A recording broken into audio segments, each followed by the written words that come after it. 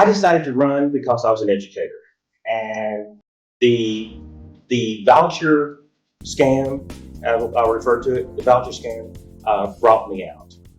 Uh, I believe strongly in public education and the value of education, and I think our education system needs to be very strong, and we need to fund it accordingly.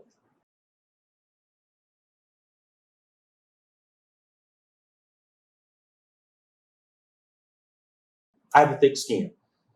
Okay, that's not going to bother me. My grandfather was a sharecropper. He was born in 1899. I've dealt and lived through a lot of unpleasantries, and I'm stronger for it. And I don't believe that the negativity is going to affect me.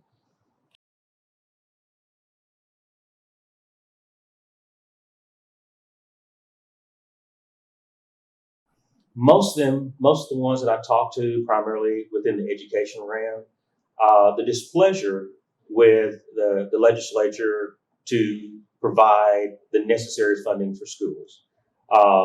Most schools are having to adopt deficit budgets, having to cut corners, and they're being held hostage for a plan that is really not going to be in their best interest.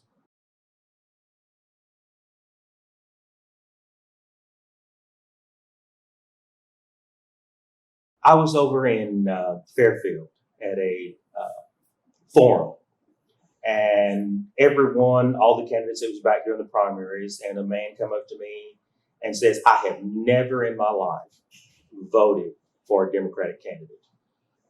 And he says, "After listening to you talk about the issues, you may be the first one that I vote for," which to me is a positive because the voucher system is not a Democrat or Republican issue. It is an issue that affects the children of this state. And that is something that we all need to look at. Is we need to look at issues that's going to be in the best interest of all people and not just a particular party.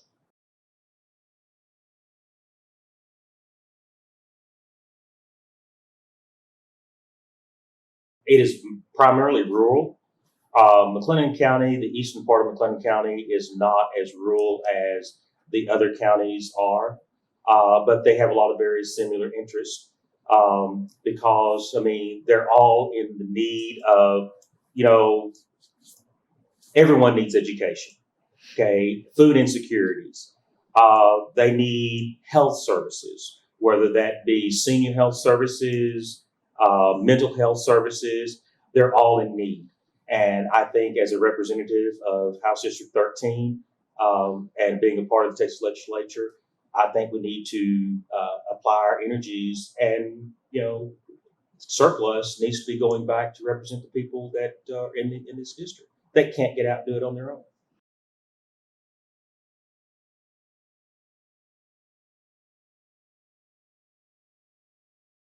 The one that really bothers me the most, I have no children, but I do have a year and a half old niece.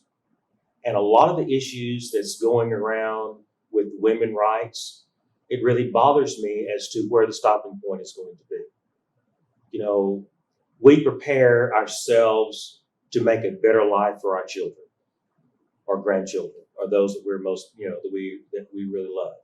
And I don't want to see her be put back in a situation that people have fought and died for, lost and bloodshed for.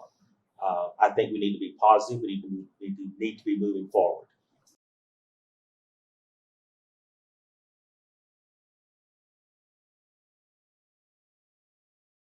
This shows my age, but Jimmy Carter.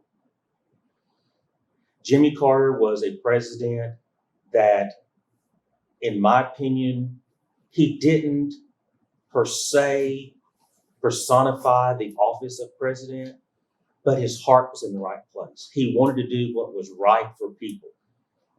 And it didn't matter about him building himself up.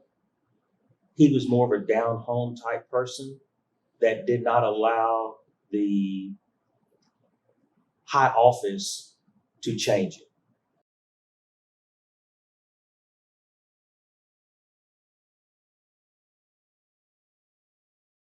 on the federal level, that has nothing to do with my state level position per se. I think that it has brought about and brought out people who have been somewhat dismayed by the political process, and it gives them hope. And Walsh is more of a down home type person that they can somewhat relate to. And I think that the energy there, it may be short lived, but I believe that it has brought out a different set of questions that people are now interested in, versus because of their youthfulness, their age, that they feel like that they can be. It's more that they can relate to them a little better.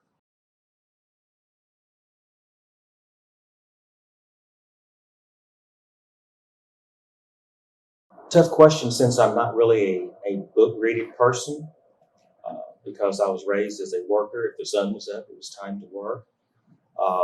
And music was never, the popular music was never something. I was raised as a Baptist, and so I am really more into the Christian music than I am into the hip hop movement. So it's kind of tough for me to come up with that one.